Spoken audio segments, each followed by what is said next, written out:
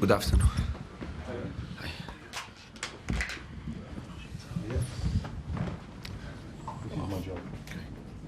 Afternoon. You? Promotion. Promotion. Okay, let's crack on. I think we'll start with Sky Sports. Hi, any new injury concerns ahead of the West Ham game?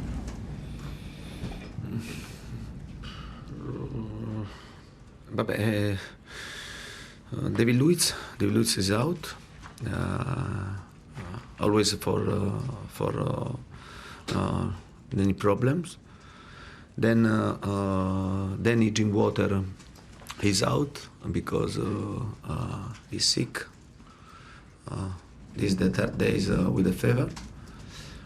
And then we have to check a couple of situations, and then to make the best decision for tomorrow's game against West Ham.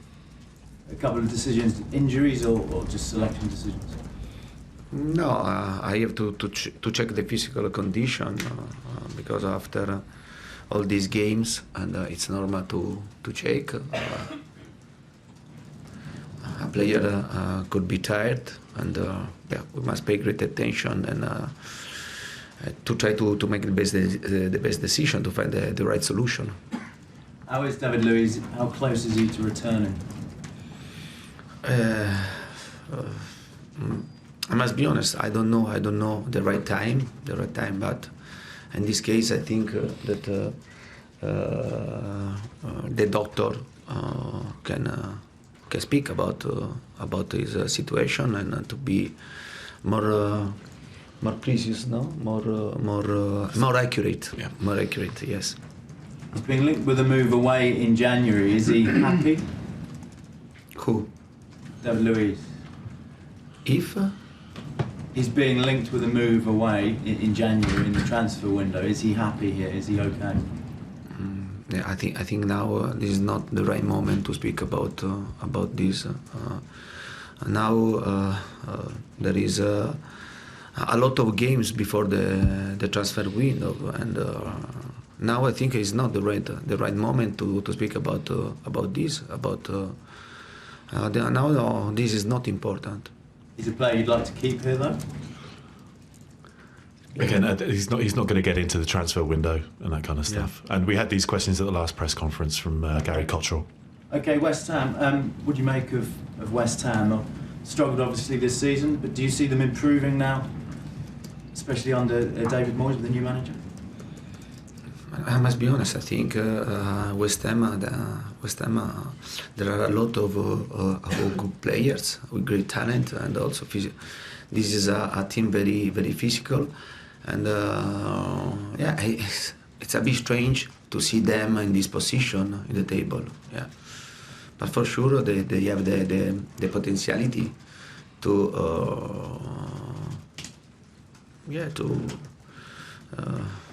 do better, and I hope not from tomorrow, but after our game. But for sure, this team is a really good team. It's a really good team with good players. Have you been surprised that they've struggled? Yes. Yeah, must be honest. And I think that West Ham has a good squad, good players, and to see them in this position is a bit strange. You're now 11 points behind Manchester City. In order to stop that gap getting any bigger, does that make this game a must-win for you? But every game, we have to try to win, and I think it's normal. It's normal every game, but for sure tomorrow it won't be easy against West Ham, and this is a London derby, and we must pay great attention. Then we all know that on Sunday there will be a game, a derby in Manchester. Yeah, we all know this, and for this reason we have to try to win the game. But it won't be easy. It won't be easy against West Ham, and in the last game against Manchester City, I saw Manchester City. They struggle a lot before to win the game against them. We must pay great attention and we must be focused. On Sunday, will you watch the Manchester derby, and if so, where? Yeah, at my house. At my house, yes, and for sure I'll watch the game. And I love football, and I like to watch this type of game. Do you think it'll be a good game? Do you look forward to the derby days? Yeah, for sure. It will be a big game, and both teams are very strong, very good. Maybe the best in this league, and yeah, for this reason, I think that it will be right to watch this game. I'm going to ask you about Eden Hazard. He did well at the Ballon d'Or last night. He was 19th on the list. There are still though reports linking him with a move to Real Madrid next season. Do you know what he's thinking? What do you get from him in terms of his future? Sorry, but we've already said, and Antonio said, it's too early to talk about transfer window and speculation about players' future. It's just not something we get into in these press conferences. Yeah. Okay. No, I repeat. It's important to be focused in this moment, and then when there is the right moment, then I'll try to answer this question. And in terms of the Champions League draw, can I ask you as well, Besiktas, PSG and Barca, the three possibles for you. Is there anyone you'd like to avoid? Is there anyone you'd like to get? I think when you reach this level, it's very difficult. It's very difficult to tell this team is good or this team is not good. For sure. On the paper, and also for experience, for the story of these two clubs, I think Barcelona and PSG are very good, and for sure these two clubs are favorites for the final victory in this competition. Yeah, but at the same time, we must be ready to face Barcelona, PSG, or Besiktas, and yeah. But now I think this is not the right moment to think this. We must be concentrated. We must be focused on the league in the next game against West Ham. Okay, Jonathan. You mentioned Eden Hazard there. He finished 19th in the Ballon d'Or. Were you surprised? Do you think he should have been a bit higher than that? I'm surprised, and I'm repeating always the same concept. If you want to win the Ballon d'Or, and you have to win the league, you have to win the Champions League, you have to win the World Cup, you have to win Europe Cup. It's important to have a great win. Is he better than 19th? Should he have been top 10?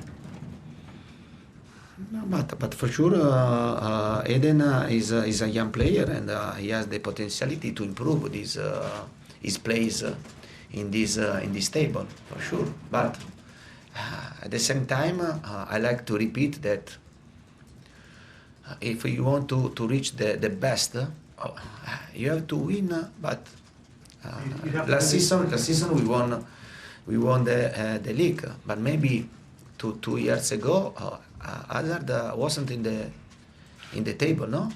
So you'd have to win the 2 years ago. You'd have to win the Champions League, then he'd have to win the World Cup, and then he might win it. Yeah, but I think a top player must have this ambition. It's normal. Otherwise, you stay with the other in the middle. And this is the difference. You think he's that caliber of player, do you, who could do that? No, I think he has the real potentiality to become one of the best, but he has to win. Yeah. You mentioned that you're going to check on one or two players who might be feeling tired, fatigued. Can you say who they are? Which players might be struggling physically? Yeah, no. There are a couple of situations. Yeah, I understand. No, and I must be honest. I like to keep this situation. Yeah, and not secret, but I don't want to tell who are these two players or three players. Okay, fair enough. Your next 7 games are against teams who are 10th or below. We've said Manchester City are playing Manchester United, then they're playing Tottenham as well in the next week. So is this period a good chance for you to try and close the gap? It's a good period. It's a good period if we are able to win, and for sure now we have to play 2 games away, and I guess the West Ham and then Huddersfield. And I repeat, the West Ham is a good team, and to play away against Huddersfield is not simple. United lost the game. Manchester City struggled a lot against them. In England, they are not easy game, and but we have to try in every game we have to try to win. We have to try to do our best because this league is very tough, and especially because there is a team that is doing an extraordinary path. Manchester City finally lost a game this week. I mean, you know what it's like to go on a long run and then to lose. Is it hard then to go again once you have that defeat after a long run? But it's very difficult to see 2 defeats in a row for a great team. It's very difficult. Even against Man United? Yeah, but I usually and it's very difficult to see 2 defeats in a row in a great team. I repeat this for my experience, but at the same time, Manchester United can beat Manchester City. Yeah, it was better. Maybe it was better if Manchester City didn't lose the game against Shakhtar for the stats. Yeah. Okay, Liam. Antonio, Cesar Azpilicueta said in midweek that he's going to try and beat his 74-game streak in the Premier League. Are you going to let him try and do that, or will you have to kind of protect him from himself a little bit and rest him occasionally, especially over the Christmas games? Yeah, but I think for every player, I try to protect every player. But when we play every 3 days, it's very difficult. It's very difficult also because it's impossible to keep your form at the best. It's normal that your form, if you continue to play without training session, your form can go up and down, and this could be dangerous. Also, the risk for an injury is very high, and I repeat, I'll try to rotate my players. I'll try to make the best decision, and we are not so big, no, and but I think that I'm doing for my players the chance to show me that they deserve to play, and when I did this, I received a good response of my players. Okay, Nizar. Could I ask you what would be the best result in the Manchester derby for Chelsea? A Manchester City loss or a draw? I think that the best result is to win against the West Ham. Yeah, and then anything can happen in the derby, in Manchester derby. For me, the best result is our result. The most important thing to try to win in a difficult game.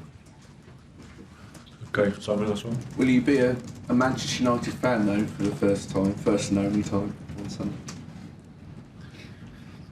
But I must be honest.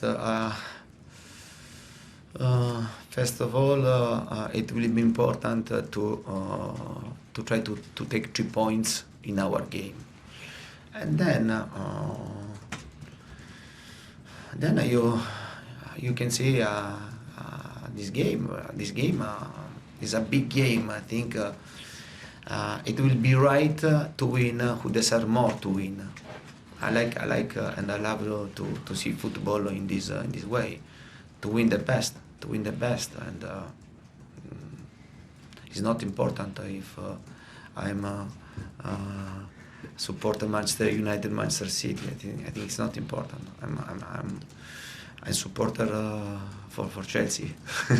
Can I just quickly check if Alvaro Morata was one of the players that is a doubt for Saturday? He's already said he's not going to name names, Simon. Can we do last question at the back? Thanks.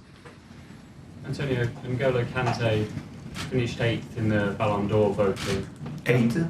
8th, the highest of any Premier League player. Can you just tell me your thoughts about him as a player, and also the fact that he's above everyone else in this division in the voting?